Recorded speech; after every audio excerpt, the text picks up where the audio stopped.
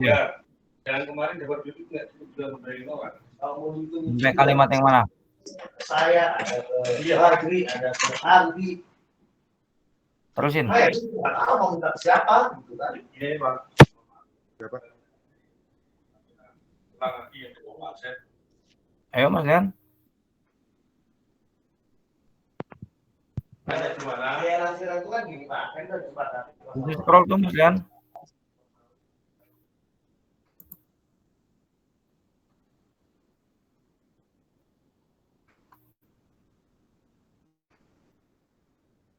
Sampai mana Mas Lian? Izin Pak, saya pindah dulu Pak, lagi rapat. Lagi di kantor ya? Iya Pak. Eksterior itu cuma bagian Islam Pak. Berkali-kali saya ngomong di apa? Berisik ya? Karena saya kawannya nggak masuk.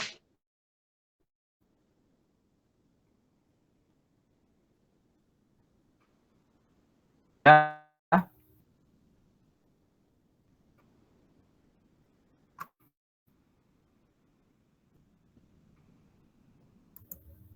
Oke, kalau nggak disambung sama ini Muhammad Aymar.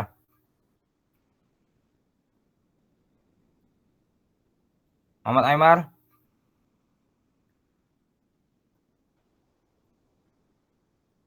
Nggak ada. Ibrahim. Bang Ibrahim. Pak. Ya, tolong lanjut Bang Ibrahim. Pak.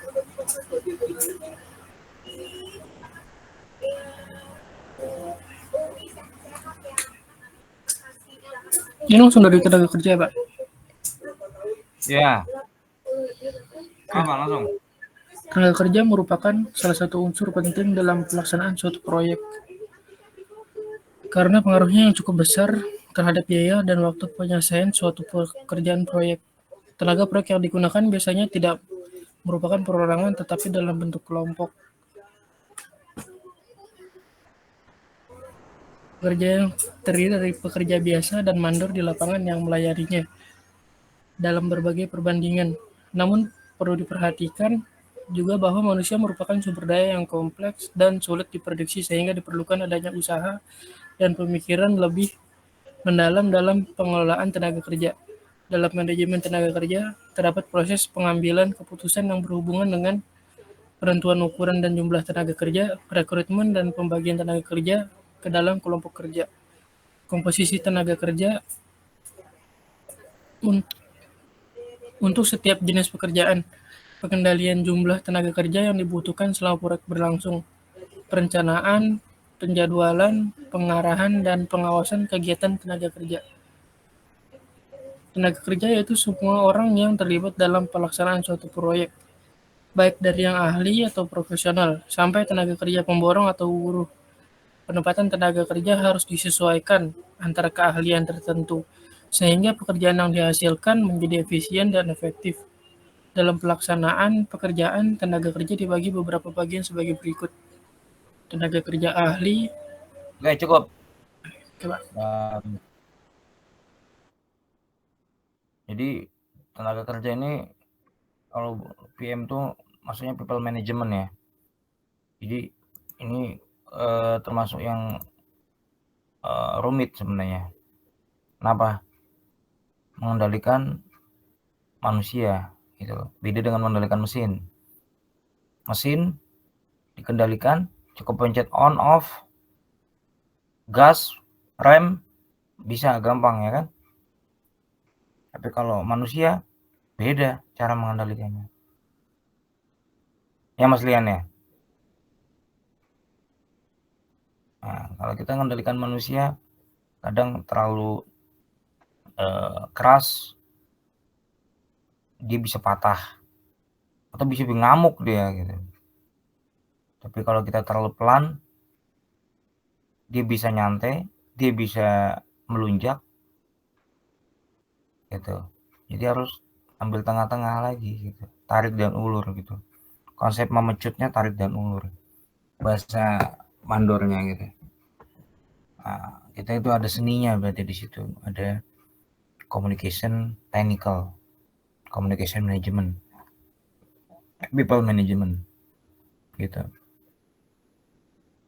Nah biasanya juga kalau komunikasi ke tenaga kasar dengan tenaga ahli beda.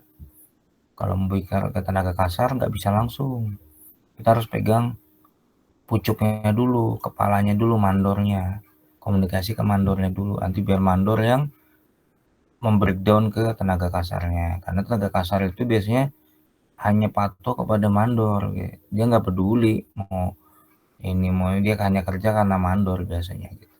Betul nggak teman-teman? Jadi pelajaran ya, pelajaran buat biasanya anak-anak muda, hati-hati, jangan langsung sok mau merasa paling hebat langsung negor tuh tenaga kasar, marah dia, nanti dia bisa angkat itu goloknya, itu palunya dilemparin ke anak muda gitu kan. Nah, hati-hati megangnya mandornya ya, atau kepala tukangnya, komunikasinya itu. Kalau itu dia bisa komunikasi ke atas, bisa komunikasi ke bawah itu kalau mandor sama kepala tukang itu. Dia bisa menyerap yang atas, kemudian dia bisa merintah ke bawah gitu. Tapi kalau langsung nih tentang bagian yang istilahnya itu manajemennya, tenaga ahlinya langsung ke bawah, itu bisa bahaya gitu. Namanya itu perlu ada skill of communication. Oke, lanjut ya, tenaga kerja ahli sekarang siapa ini?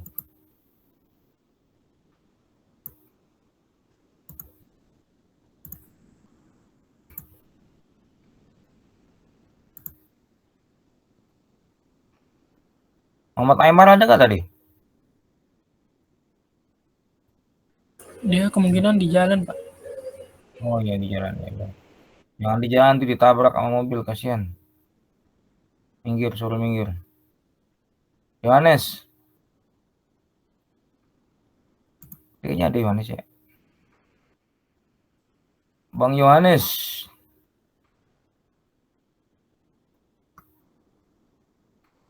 Yohanes. Gak ada. Bramwinta. Lanjut. Ya.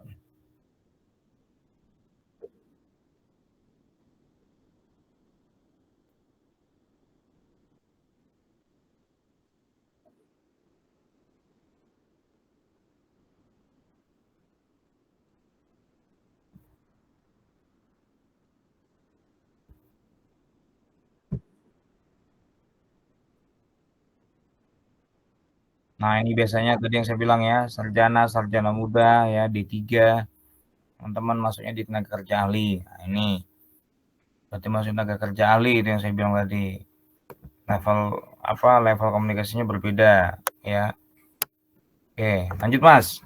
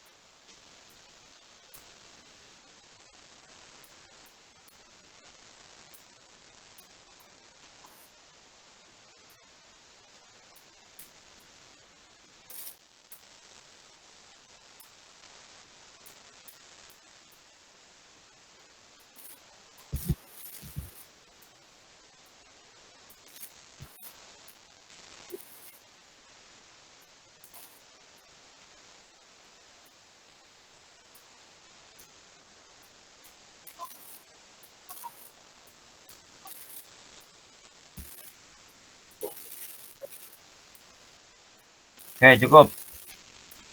Nah, tadi ya saya bilang ya, teman-teman ya. Jadi kita seharusnya juga tahu ya. Bagi yang muda-muda nih terutama sarjana D3 S1 hati-hati jaga komunikasi di lapangan. Pastikan kita berkomunikasi dengan siapa, harus tahu jenjangnya, jangan merasa paling hebat langsung perintah sana perintah sini, teriak sana teriak ini, bisa digolok nanti. Harus lihat siapa yang dipegang ya, mandornya, kepala tukangnya dan lain-lain. Oke, lanjut dengan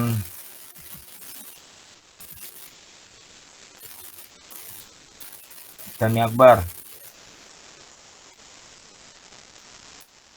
Dani Akbar, Iya, Pak. lanjut. 2. Produktivitas tenaga kerja. Produktivitas dalam konstruksi sering secara luas didefinisikan sebagai output per jam kerja. Mengingat bahwa pada umumnya, proyek berlangsung dengan kondisi yang berbeda, maka dalam merencanakan tenaga kerja, hendaknya dilengkapi dengan analisis produktivitas dan indikasi variabel yang mempengaruhi. Soeharto, 1995. Produktivitas tenaga kerja menunjukkan kemampuan seseorang tenaga kerja atau pekerja untuk menghasilkan sejumlah keluaran dalam satu satuan waktu tertentu. Produktivitas tenaga kerja tersebut dapat merupakan ukuran efisiensi pemanfaatan tenaga kerja. Hal ini mengingat bahwa secara nyata seorang pekerja dalam melakukan pekerjaannya belum tentu memanfaatkan seluruh kemampuan yang dimilikinya. Aris Ananta, 1990, mengemukakan bahwa produktivitas tenaga kerja adalah pencerminan dari mutu tenaga kerja jika hal-hal lain dianggap tetap sama. Menurutnya, perubahan atau peningkatan produktivitas kerja dapat terjadi karena pengaruh beberapa hal, yaitu sumber daya yang tersedia dalam jumlah yang lebih besar atau mutu yang baik. Sumber daya modal fisik tersedia dalam jumlah yang lebih banyak atau mutu yang baik. Mutu modal manusia itu sendiri yang meningkat dan kondisi lingkungan kerja yang lebih baik. Ukuran produktivitas yang paling terkenal berkaitan dengan tenaga kerja yang dapat dihitung dengan membagi pengeluaran oleh jumlah yang digunakan atau jam-jam kerja orang. Mukhdarsyah, 2003. Produktivitas tenaga kerja konstruksi dapat dinyatakan dalam berbagai bentuk, misalkan jumlah unit yang diselesaikan dibagi sumber daya, jam, dan orang yang digunakan. Oke, cukup. Terima kasih. Nah, ini sekarang dengan siapa?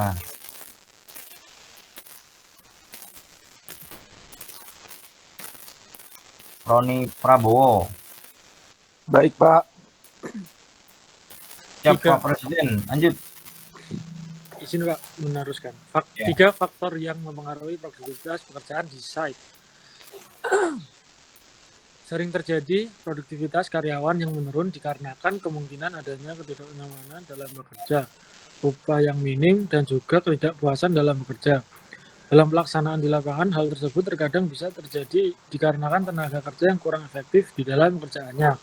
Contoh tindakan yang menyebabkan pekerjaan yang kurang efektif tersebut antara lain menganggur, ngobrol, makan, merokok, istirahat, yang kesemuanya itu dilaksanakan pada saat jam kerja. Penurunan produktivitas kerja ini merupakan permasalahan umum bagi setiap pelaksana proyek. Bila tidak diatasi dengan baik, maka pelaksanaan pekerjaan dari suatu proyek dapat mengalami keterlambatan dari waktu pelaksanaan pekerjaan yang sudah diberikan. Produktivitas tenaga kerja yang baik sangat diperlukan untuk keberhasilan proyek konstruksi. Produktivitas tenaga kerja akan sangat Terus.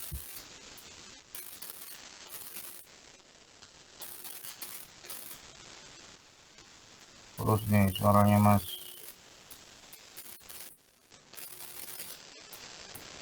izin, Pak, tes. Ya, lanjut. Karakteristik tenaga kerja meliputi usia. Oh, kamu udah sampai penampilan- situ ya? Oke, saya cukup. Oh, baik, Suaranya. Pak. Siapa? Tadi sempat ini ngeblank suaranya. Coba kemana nggak tahu. Sekarang Nurul Aulia Zara. Iya, Pak. Karakteristik tenaga kerja meliputi usia, keterampilan dan pengalaman tenaga kerja, kepemimpinan, kepemimpinan, dan motivasi tenaga kerja. Kondisi proyek kerja meliputi faktor antara lain ukuran dan kompleksitas pekerja, akses lokasi kerja, ketersediaan tenaga kerja, peralatan, kontrak, perjanjian, iklim lokal, karakteristik budaya setempat, terutama yang dipegang oleh orang asing. Kemudian ada kegiatan non-produktif yang meliputi kegiatan antara lain tenaga kerja tidak langsung diperlukan untuk mempertahankan kemajuan proyek, pengulangan untuk memperbaiki pekerja yang tidak memuaskan, penghentian bekerja sementara karena cuaca buruk atau kekurangan bahan, waktu off untuk kegiatan serikat, absen waktu, termasuk terlambat dan awal berhenti, non kerja atau liburan, dan pemogokan. Oke, cukup. Lanjut, Pak. Cukup. Gantian. Kasih.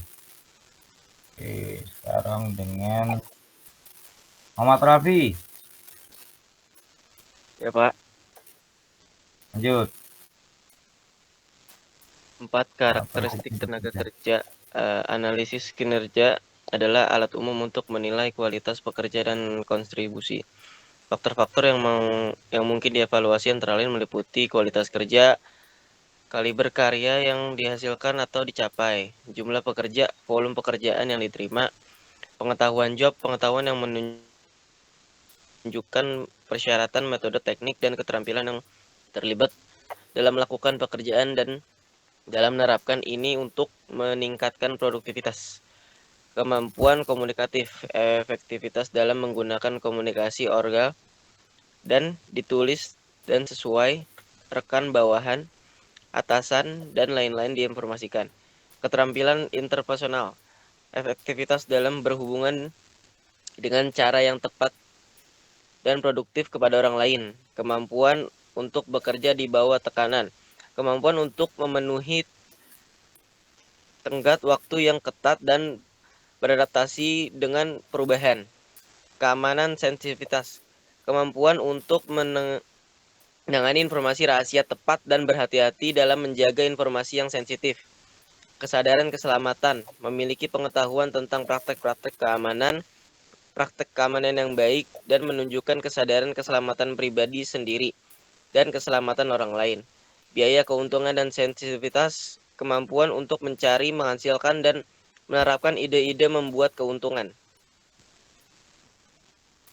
Perencanaan efektivitas, kemampuan untuk mengantisipasi kebutuhan, kondisi perkiraan, menetapkan tujuan dan standar, rencana dan jadwal kerja, dan hasil pengukuran. Kepemimpinan, kemampuan untuk mengembangkan di line willingness dan keinginan untuk bekerja menuju tujuan bersama. Mendelegasikan efektivitas dalam mendelegasikan pekerjaan tepat. Oke, cukup. Makasih. Ya Pak, makasih Pak. Catur. Mas Catur. Ya Pak, Lanjut. Manajemen bahan. manajemen bahan. Manajemen bahan merupakan unsur penting dalam perencanaan proyek dan kontrol. Bahan mewakili biaya besar dalam konstruksi, sehingga pengadaan meminimalkan biaya pembelian merupakan peluang penting untuk mengurangi biaya. Kekurangan manajemen bahan juga dapat mengakibatkan biaya besar dan dihindari selama konstruksi. Manajemen bahan tidak hanya menjadi perhatian selama tahap pemantauan di saat konstruksi berlangsung. Keputusan tentang pengadaan bahan juga diperlukan selama perencanaan awal dan tahap penjadwalan. Misalnya, kegiatan dapat dimasukkan dalam jadwal proyek untuk pembelian barang-barang besar seperti lift untuk bangunan. Ketersediaan bahan sangat mungkin mempengaruhi jadwal proyek dengan jalur cepat dan jadwal waktu yang sangat ketat. Waktu yang cukup untuk mendapatkan bahan yang diperlukan harus diperbolehkan. Dalam beberapa kasus, pemasok lebih mahal atau pengirim dapat digunakan untuk menghemat waktu. Oke, cukup. Baik, Pak. Mas Miko. Ya, Pak. Pengadaan dan pengiriman bahan. Untuk proyek yang melibatkan penggunaan skala besar, pemilik dapat memulai prosedur pengadaan sebelum pemilihan kontraktor untuk menghindari kekurangan dan keterlambatan. Dalam keadaan biasa, kontraktor akan menangani pengadaan untuk berbelanja untuk bahan dengan harga atau kinerja karakteristik terbaik yang ditentukan oleh perancang. Persediaan inventory adalah stok barang yang disimpan oleh suatu perusahaan untuk memenuhi permintaan pelanggan. Karena sulit memprediksi permintaan, maka sejumlah perusahaan menyediakan stok cadangan buffer stock. Persediaan terdiri dari 3 kategori: persediaan bahan baku, persediaan bahan setengah jadi, dan persediaan barang jadi. Gambar aliran materialnya, Pak. Ya, ini ya gambarnya. Yang pertama ada vendor masuk ya, Pak. Ya. Ya, bener masuk, dia masuk bahan mentah itu dua ya, bahan dalam proses, barang dalam proses, dia masuk ke dikset lagi barang dalam proses menjadi barang jadi menurut customer gitu ya. Nah, terus oke, gantian dengan siapa sekarang nih? Rafif.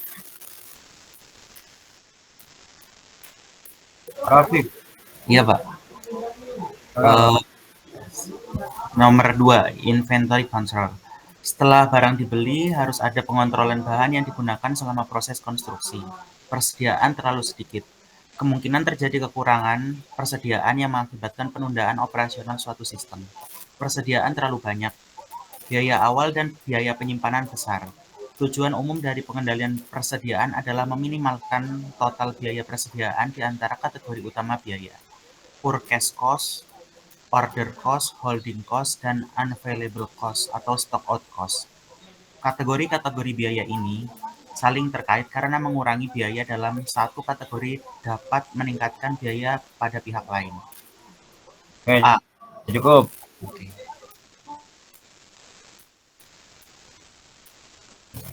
Masuk ke inventory nih, masuk ke main pergudangan. Prima Fadlika. Prima.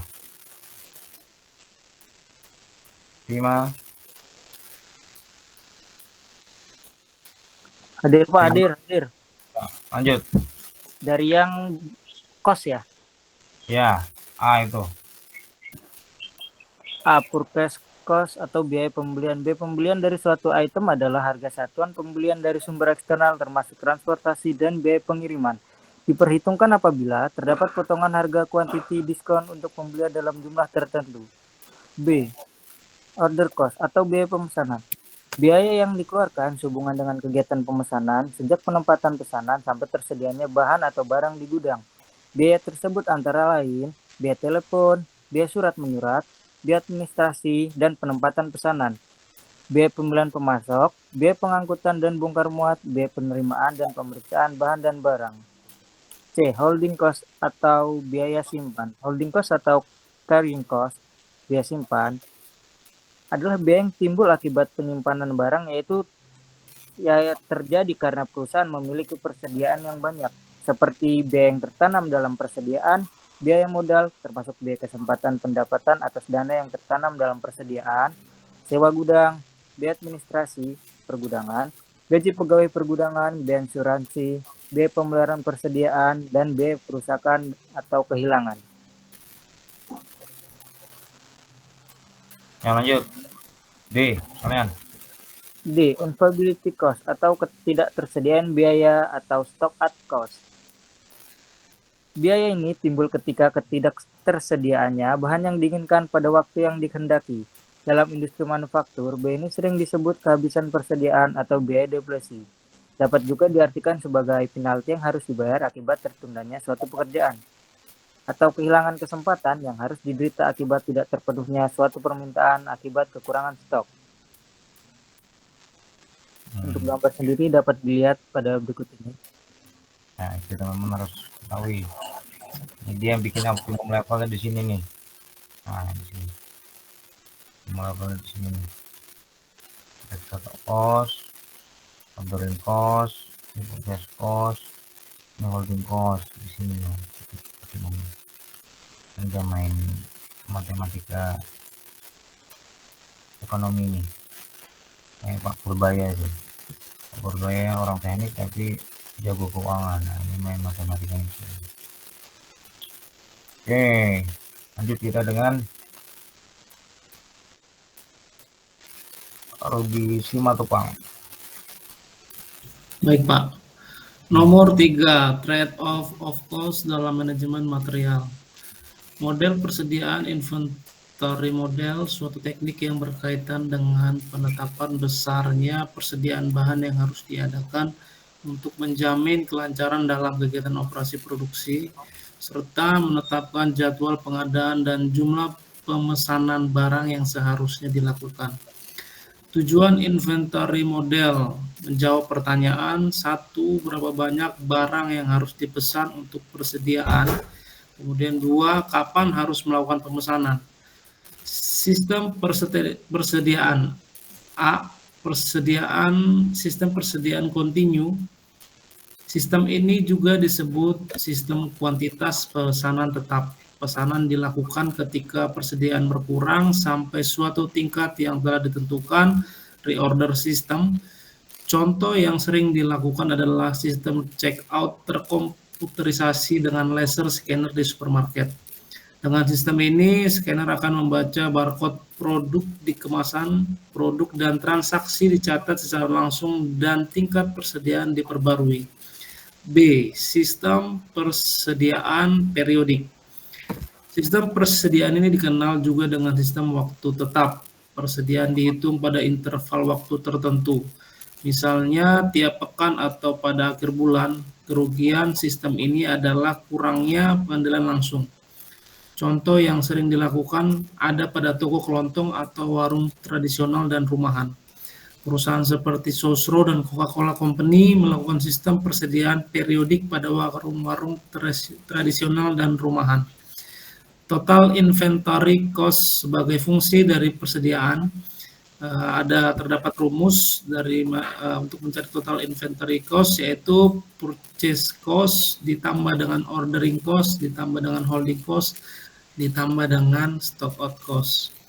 Tipe inventory model bergantung pada beberapa faktor. 1.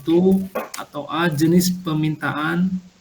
B. Delivery lags atau lead times, yaitu selang waktu antara saat pemesanan dan saat diterimanya barang. Mungkin deterministik atau probabilistik. C. Stock replenishment, pemenuhan kebutuhan secara uniform. Horizon waktu, periode di mana inventory level akan dikontrol sehingga atau tak terhingga. E. Jumlah item, 1 atau lebih dari 1 item. Cukup. Oke Pak. Secara kita tadi inventory yang langsung dengan yang periodik.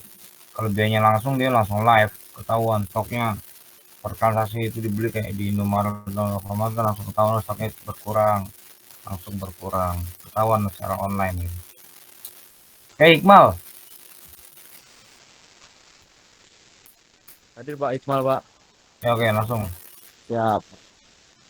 Macam metode inventory. A. Single item static model atau economic order quality, disingkat EOQ.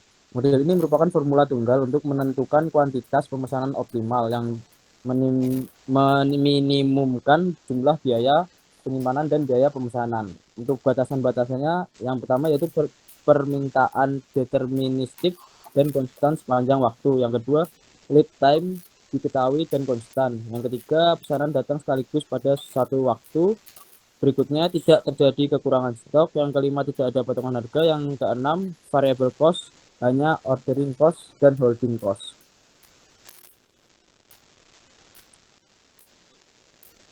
Lanjut Pak. Ini gambarnya ya, formulasinya ya. Variable. Ya, ini rumusnya. Y sama dengan akar dari 2 K beta dibagi H. Y-nya order quantity, kemudian K-nya ordering cost, masuk ke pemesanan, kemudian hanya itu holding cost. Nah kalau betanya itu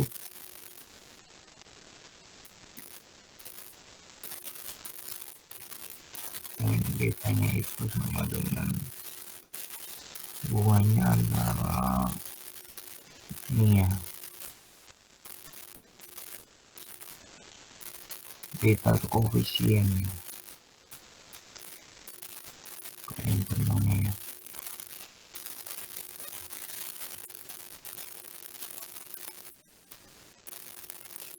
Kebutuhan per minggu beta.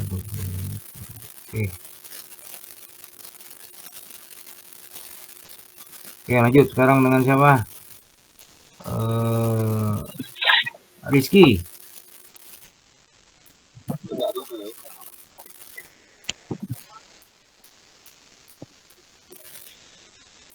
Rizky Eka. Lucu, gue funny banget. Pak, izin Pak, baru ikut maulid.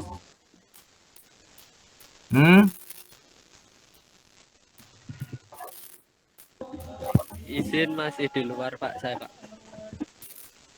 Oh, oke, ini ada acara ya. Oke, coba kita lock.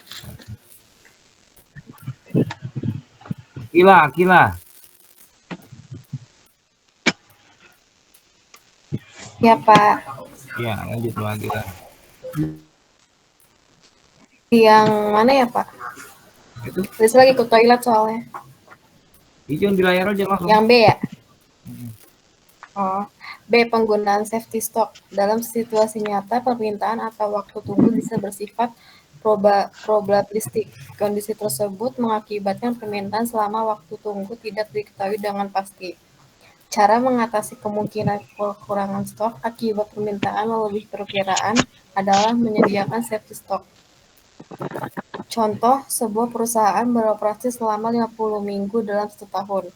Probabilitas permintaan selama 1 minggu terhadap produk yang dihasilkan terlihat dalam tabel. Biaya simpan per unit per tahun sebesar $2. Biaya pesan $8 setiap kali pemesanan. Biaya akibat kekurangan stok adalah $6 per unit setiap kali terjadi. Lead time 1 minggu, tentukan reorder point yang memberikan total biaya persediaan minimum dengan memperhitungkan kemungkinan kekurangan stok. Tabel 1 merupakan probabilitas permintaan. Oke, jadi ya kita bisa lihat di sini ya, kalau dibaca nggak ini. Oke, bisa dibaca nanti contoh soalnya. Banyak masuk ke soal. Oke, cukup Mbak. Sekarang dengan Amri, Bang Amri. Ya, baik Pak. Ya, lanjut. Peralatan konstruksi. Karakteristik pekerjaan konstruksi: adanya pekerjaan yang tidak dapat dikerjakan tenaga manusia, adanya pekerjaan membutuhkan akurasi dan presisi tertentu, pekerjaan umum bervolume besar dan waktu yang terbatas, umumnya berisiko tinggi. Alat-alat yang digunakan pada pekerjaan tanah atau ad hoc yang memberikan faktor efektivitas dan efisiensi yang lebih besar dibandingkan dengan pekerjaan secara manual. Pemilihan jenis dan ukuran peralatan konstruksi sering mempengaruhi waktu dan produktivitas kerja lokasi proyek.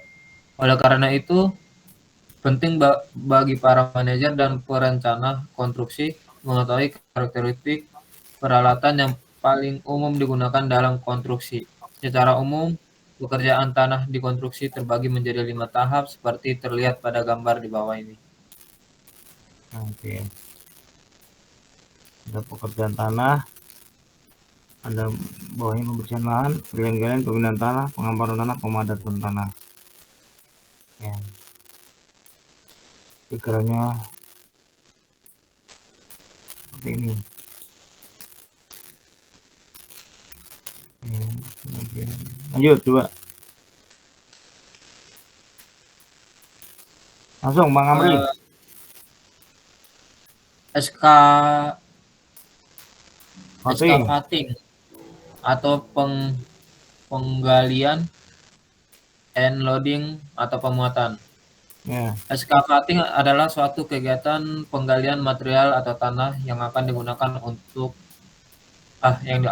atau akan dibuang.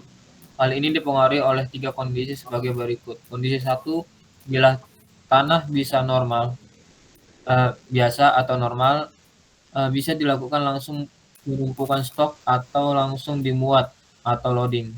Kondisi 2, bila kondisi tanah keras harus dilakukan penggarukan atau ripping terlebih dahulu. Kemudian dilakukan stock filling dan pemuatan atau loading. Kondisi 3, bila terlalu keras di mana pekerjaan ripping tidak ekonomis, mesti dilakukan peledakan atau blasting guna memecah belahan material terlebih dahulu sebelum dilakukan stock filling dan dilakukan pemuatan loading. Oke, kita gambarnya ya.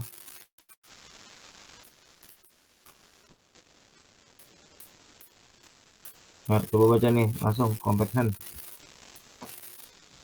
Compaction and grading. Fungsi peralatan pemadatan atau compactor adalah untuk memadatkan tanah atau material sedemikian hingga tercapai tingkat kepadatan yang diinginkan. Kekuatan dasar yang digunakan dalam pemadatan adalah 1.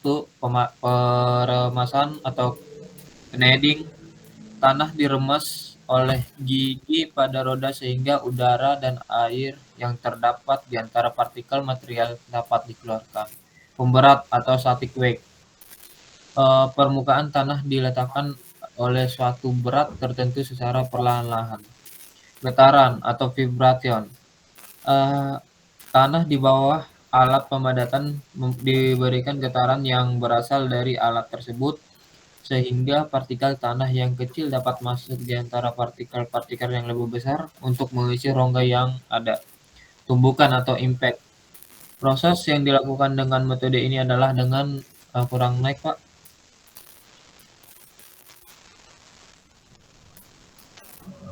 Maaf, Pak, kurang naik ya. Tumbukan atau impact, proses yang dilakukan dengan metode ini adalah dengan menjatuhkan benda dari suatu ketinggian. Selain tanah menjadi lebih padat, dengan proses ini partikel tanah yang besar menjadi pecah sehingga butiran partikel menjadi seragam. Tingkat pemadatan yang dapat dicapai tergantung pada sifat tanah, kandungan, kelembapan, ketebalan lapisan tanah untuk pemadatan dan metode pemadatan.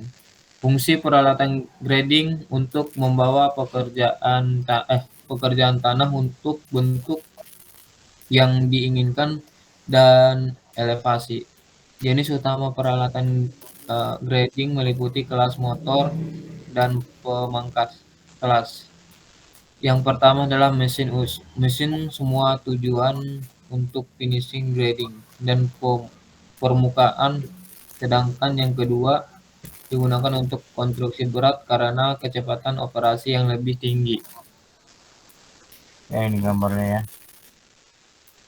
ya. Pas jam 9 juga ya, kita sudah murojaah bersama-sama nih materi modul 5 ini.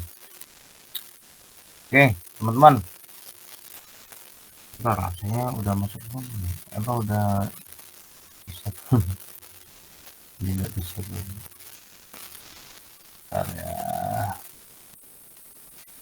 Teman-teman cek langsung itu.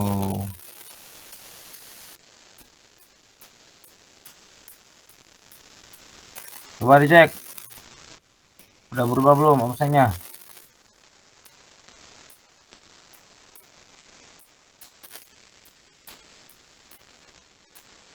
Teman. Cek. Nah, siap. Pakai komputer, bisa cepat ya ngeceknya. Kantor. Belum masuk, Pak. Belum masuk, Pak. Masih sampai tanggal 10, Pak. Di refresh, coba di refresh.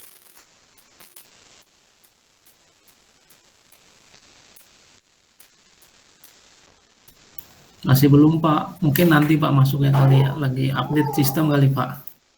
Ya,